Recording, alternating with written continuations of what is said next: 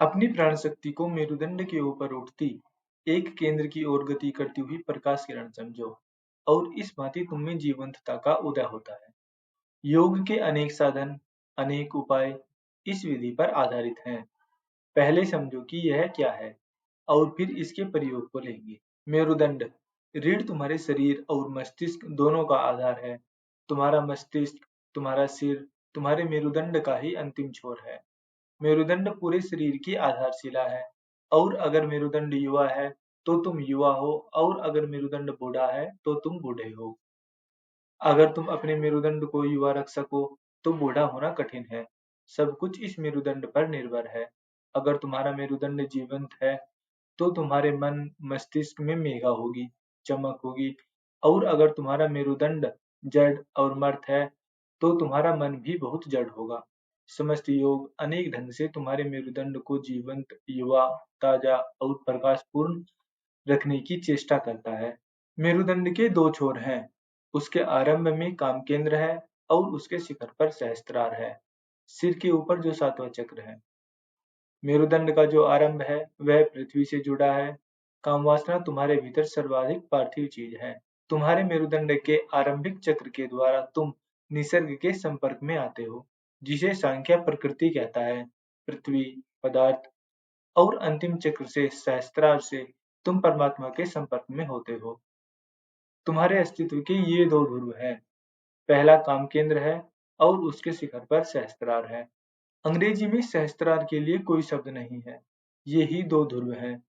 तुम्हारा जीवन या तो कामोन्मुख होगा या सहस्त्रोन्मुख होगा।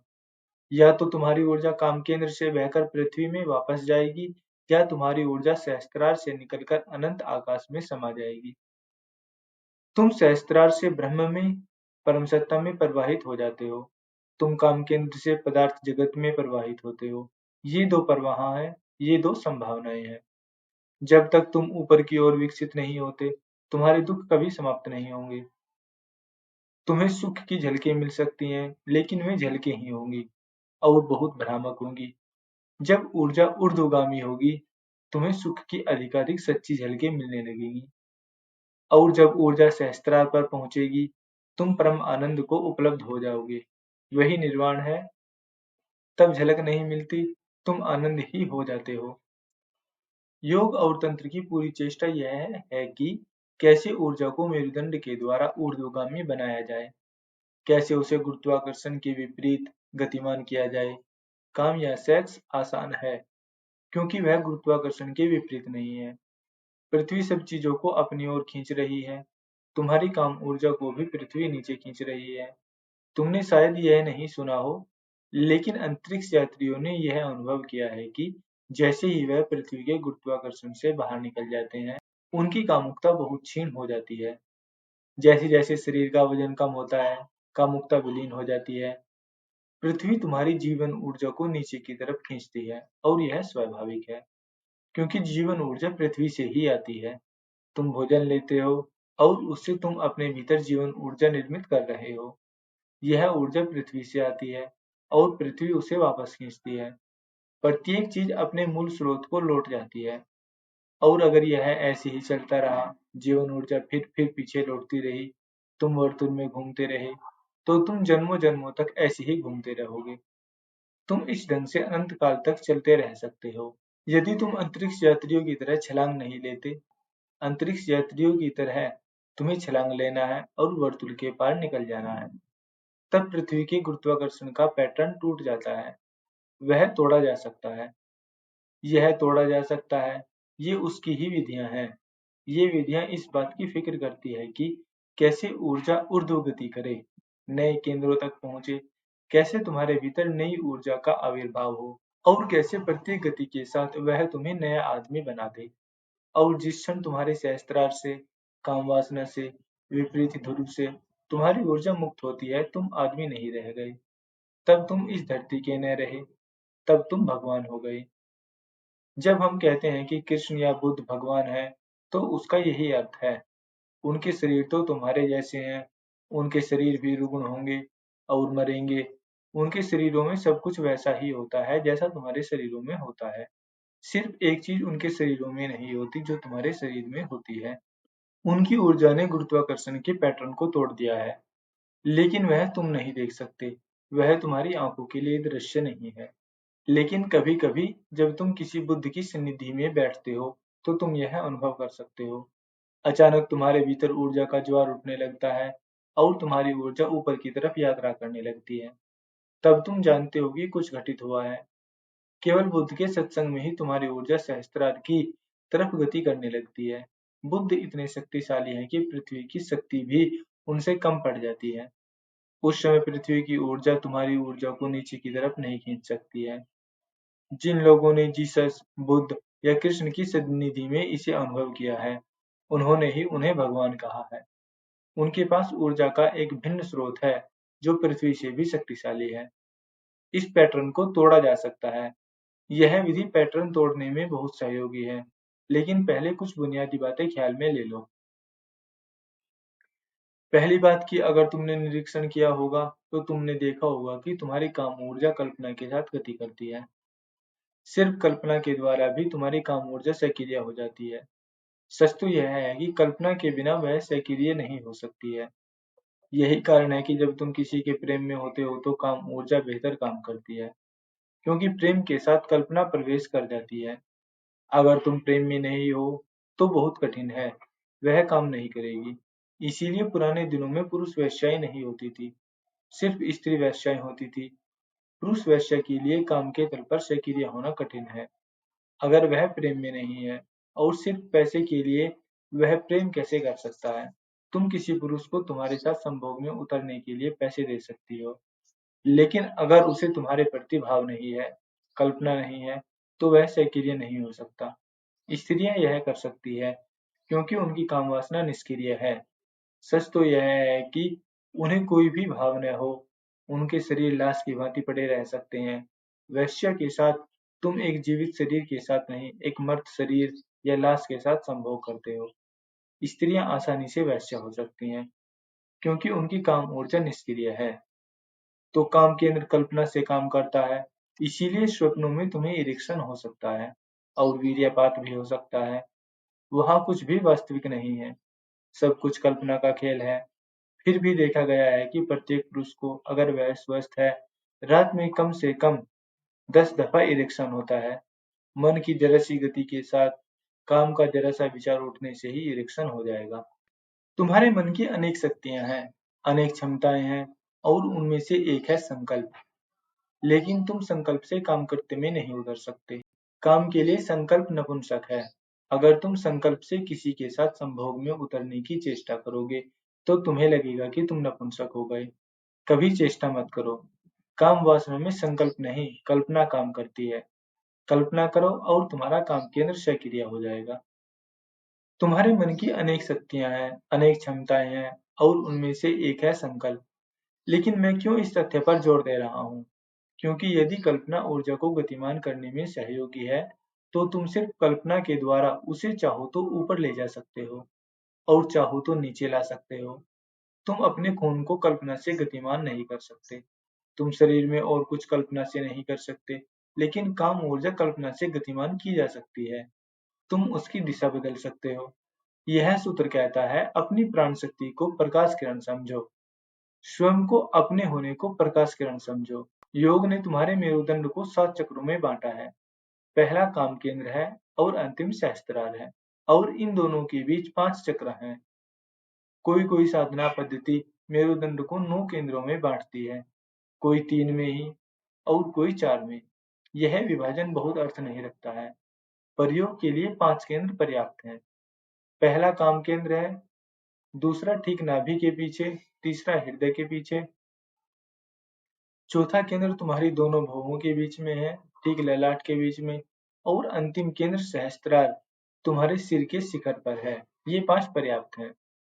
यह सूत्र कहता है, अपने को समझो। उसका अर्थ है कि भाव करो, कल्पना करो। आंखें बंद कर लो और भाव करो कि मैं बस प्रकाश हूँ। यह भाव या कल्पना नहीं है।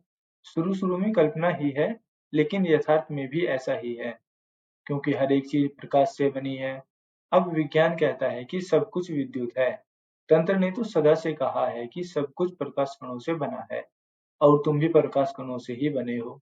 इसीलिए कुरान कहता है कि परमात्मा प्रकाश है, तुम प्रकाश हो। तो पहले भाव करो कि मैं बस प्रकाश किरण हूँ, और फिर अपनी कल्पना को काम केंद्र पर ले जाओ। अपने अवधान को वहां एकाग्र करो और भाव करो कि प्रकाश किरणें काम केंद्र से ऊपर उठ रही हैं, मानो काम केंद्र से ऊपर उठ रही हैं, मानो काम केंद्र प्रकाश का स्रोत बन गया है और प्रकाश किरणें वहां से नाभि केंद्र की ओर ऊपर उठ रही हैं। विभाजन इसलिए जरूरी है क्योंकि तुम्हारे लिए काम केंद्र को सीधे सहस्त्रार से जोड़ना कठिन है। छोटे छोटे विभाजन इसलिए उपयोगी हैं। यदि तुम सीधे सहस्त्रार से जुड़ सको तो किसी विभाजन की जरूरत नहीं है। तुम काम केंद्र के ऊपर के सभी विभाजन गिरा दे सकते हो और ऊर्जा, जीवन शक्ति प्रकाश की भांति सीधे सहस्त्रार की ओर उठने लगेगी। जब तुम अनुभव करो कि नाभि पर स्थित दूसरा केंद्र प्रकाश का स्रोत बन गया है, कि प्रकाश किरणें वहां आकर इकट्ठी होने लगी हैं, तब हृदय केंद्र की ओर गति करो और ऊपर बढ़ो। और जैसे जैसे प्रकाश हृदय केंद्र पर पहुंचता है, वैसे ही तुम्हारे हृदय केंद्र की धड़कनें बदल जाएंगी, तुम्हारी श्वास गहरी होने लगेगी और तुम्हारे हृदय में गर्माहट पहुंचने लगेगी।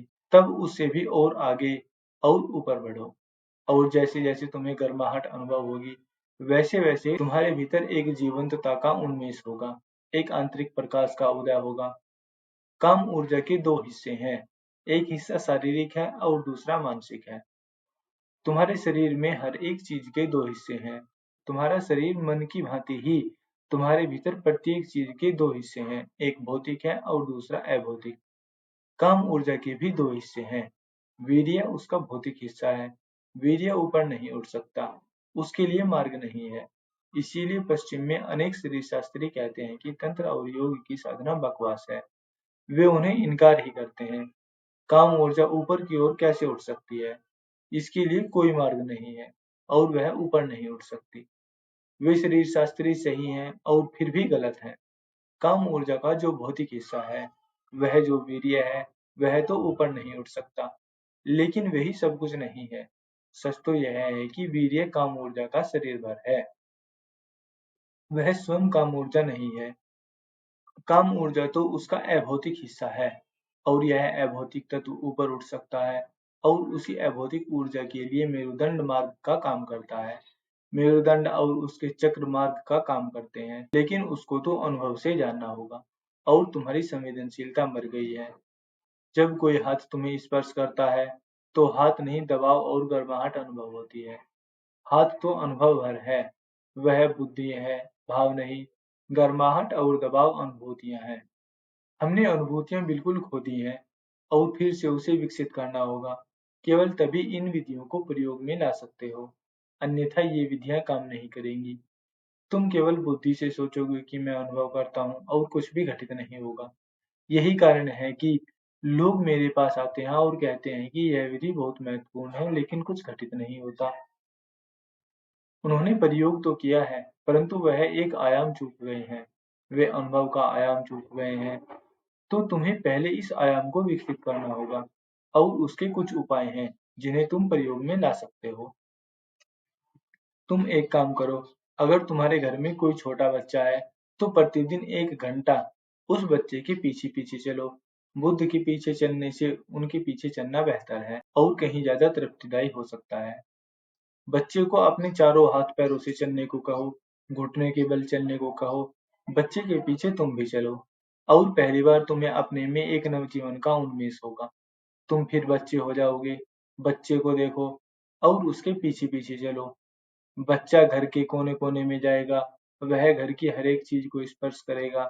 न केवल स्पर्श करेगा, वह एक एक चीज का स्वाद लेगा, वह एक एक चीज को सूंघेगा। तुम बस उसका अनुकरण करो, वह जो भी करे तुम भी वही करो। मनुष्य बच्चों से बहुत कुछ सीख सकता है, और देर अबेर तुम्हारी सच्ची निर्दोषता प्रकट हो जाएगी। तुम भी कभी बच्चे थे, और तुम जानते हो कि बच्चा होना क्या है, सिर्फ उसका विस्मरण हो गया है। तो अनुभूति के केंद्रों को फिर से विकसित करो, तो ही ये विधियां कारगर हो सकती हैं। अन्यथा तुम सोचते रहोगे कि ऊर्जा ऊपर उठ रही है, लेकिन उसकी कोई अनुभूति नहीं होगी, और अनुभूति के अभाव में कल्पना व्यर्थ है, बांझ है। अनुभूति भरा भाव ही परिणाम ला सकता है। तुम और भी कई चीजें कर सकते हो। और उन्हें करने में कोई विशेष प्रयत्न भी नहीं है। जब तुम सोने जाओ तो बिस्तर को, तकिए को महसूस और उसकी ठंडक को महसूस करो।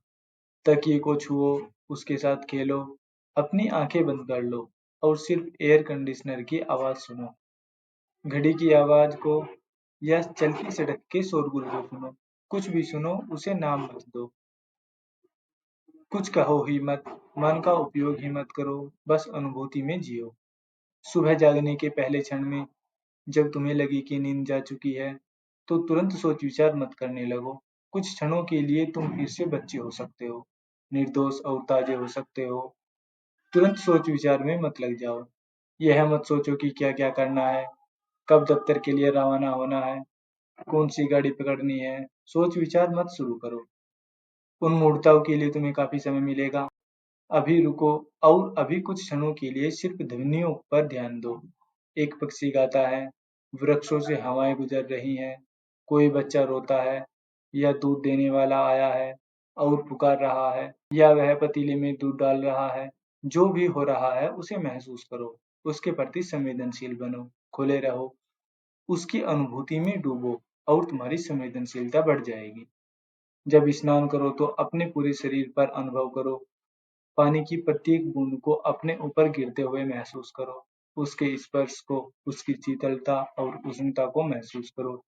पूरे दिन इसका प्रयोग करो। जब भी अवसर मिले प्रयोग करो और सब जगह अवसर ही अवसर है। श्वास लेते हुए सिर्फ श्वास को अनुभव करो। भीतर जाती और बाहर जाती श्वास को महसूस करो। केवल अनुभव करो। केवल शरीर को ही महसूस करो। तुमने उसे ही नहीं अनुभव किया है।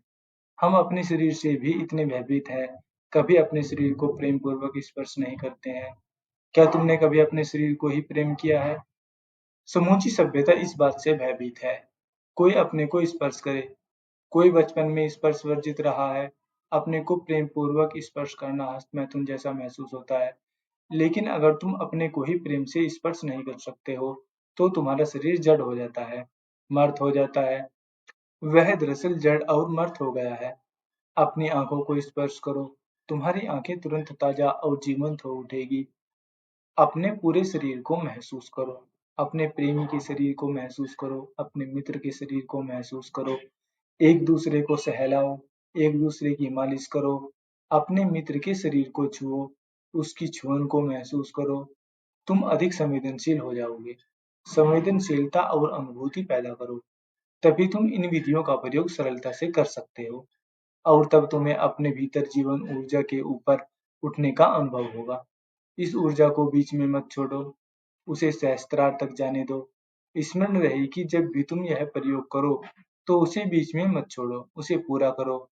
यह भी ध्यान रहे कि इस प्रयोग में तुम्हें कोई बाधा न पहुंचाए।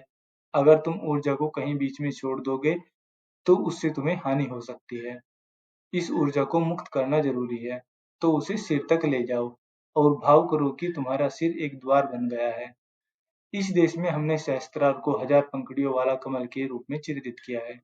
सहस्त्रार का यही अर्थ है। तो धारणा करो कि 1000 पंखुड़ियों वाला कमल खिल रहा है और उसकी प्रत्येक पंखुड़ी से वह प्रकाश ऊर्जा ब्रह्मांड में फैल रही है। यह फिर एक अर्थों में संभोग है, लेकिन यह प्रकृति के साथ नहीं, परम के साथ संभोग है। और फिर एक ऑर्गेज्म घटित होता है। ऑर्गेज्म दो प्रकार का होता है, एक सेक्सुअल और दूसरा स्पिरिचुअल सेक्सुअल। ऑर्गेज्म निम्नतम केंद्र से आता है और स्पिरिचुअल उच्चतम केंद्र से। उच्चतम केंद्र से तुम उच्चतम से मिलते हो और निम्नतम केंद्र से निम्नतम से। साधारण संभोग में भी तुम यह प्रयोग कर सकते हो। दो लोग यह प्रयोग कर सकते हैं। ऊर्जा को ऊर्ध्वगामी बनाओ और तब संभोग तंत्र साधना बन जाता है, तब वह ध्यान बन जाता है। लेकिन ऊर्जा को कहीं शरीर में किसी बीच के केंद्र में मत छोड़ो।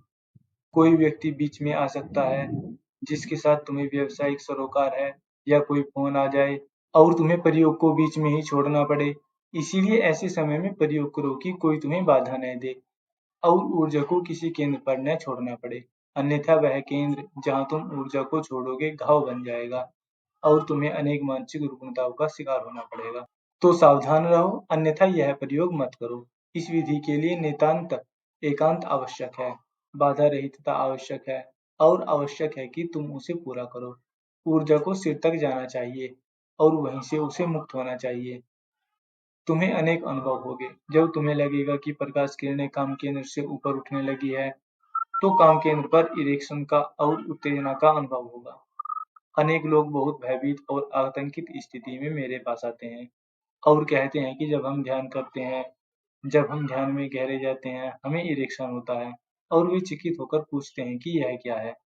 वे भयभीत हो जाते हैं क्योंकि वे सोचते हैं कि ध्यान में कामुकता के लिए जगह नहीं होनी चाहिए। लेकिन तुम्हें जीवन के रहस्यों का पता नहीं है। यह अच्छा लक्षण है। यह बताता है कि ऊर्जा उठ रही है, उसे गति की जरूरत है। तो आतंकित मत हो और यह मत सोचो कि कुछ गलत हो रहा है। यह शुभ लक्षण है। जब तुम ध्यान शुरू करते हो तो काम केंद्र ज्यादा संवेदनशील, ज्यादा जीवंत, ज्यादा उत्तेजित हो जाएगा। वह बिल्कुल शीतल हो जाएगा और उष्णता सिर में आ जाएगी। और यह शारीरिक बात है। जब काम केंद्र उत्तेजित होता है तो वह गर्म हो जाता है।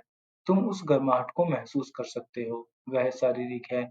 लेकिन जब ऊर्जा ऊपर उठती है तो काम केंद्र ठंडा होने लगता है, बहुत ठंडा होने लगता है और उष्णता सिर पर पहुंच जाती है। तब तुम्हें सिर में चक्कर आने लगेगा। जब ऊर्जा सिर में पहुंचेगी तो तुम्हारा सिर घूमने लगेगा। कभी-कभी तुम्हें घबराहट भी होगी क्योंकि पहली बार ऊर्जा सिर में पहुंची है और तुम्हारा सिर उससे परिचित नहीं है। उसे ऊर्जा के साथ सामंजस्य बिठाना पड़ेगा। सिर में पहुंच जाए तो तुम बेहोश भी हो सकते हो, लेकिन यह बेहोशी 1 घंटे से ज्यादा देर तक नहीं रह सकती। घंटे भर के भीतर ऊर्जा अपने आप ही वापस लौट जाएगी या मुक्त हो जाएगी। तुम उस अवस्था में कभी 1 घंटे से ज्यादा देर तक नहीं रह सकते। मैं कहता तो हूँ 1 घंटा, लेकिन असल में यह समय 48 मिनट है। यह उससे ज्यादा नहीं हो सकता। लाखों वर्षों के प्रयोग के दौरान कभी ऐसा नहीं हुआ है। तो डरो मत। तुम बेहोश भी हो जाओ तो ठीक है। उस बेहोशी के बाद तुम इतना ताजा अनुभव करोगे कि तुम्हें लगेगा कि मैं पहली बार गहनतम नींद से गुजरा हूँ। योग में इसका एक विशेष नाम है। उसे योग तंद्रा कहा जाता है। यह बहुत गहरी नींद है। इससे तुम अपने गहनतम केंद्र पर सरक जाते हो। लेकिन डरो मत। और अगर तुम्हारा सिर गर्म हो जाए तो यह भी शुभ लक्षण है। ऊर्जा को मुक्त होने दो। भाव करो कि तुम्हारा सिर कमल के फूल की भांति खिल रहा है। भाव करो कि ऊर्जा ब्रह्मांड में मुक्त हो रही है, फैलती जा रही है। और जैसे जैसे ऊर्जा मुक्त होगी, तुम्हें शीतलता का अनुभव होगा। इस उष्णता के बाद जो शीतलता आती है, उसका तुम्हें कोई अनुभव नहीं है। लेकिन इस विधि का पूरा प्रयोग करो। उसे कभी आधा अधूरा मत छोड़ो।